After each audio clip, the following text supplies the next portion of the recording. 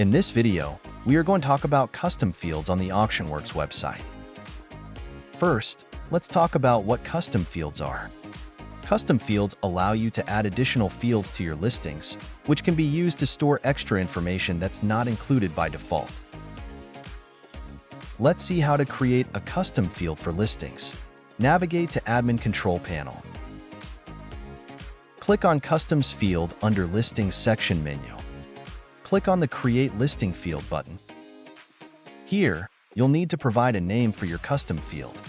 Select the type of field, such as text, for showing the simple text value. Yes or no, for selecting one or more options. Date, for selecting and showing the date. Decimal number, for showing the accurate number. Option list, for selecting multiple options. Or whole number, for positive number. You can choose whether it's required. Can specify default value. By default, custom field values are only visible on the listing detail page. Selecting additional options makes them visible in other specified areas. If this option is selected, the custom field will be included on sales invoices. If selected this, the custom field will be included as a column in Sales Report CSV. And, if selected this, the custom field will be included on consignor statements. For this, it will be included as a column in the CSV of the consignment sales report. You can set who can view and edit this custom field as shown here. Set these according to your needs.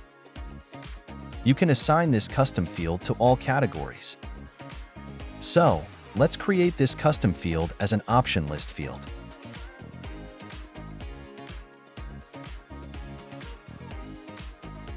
With option values, new,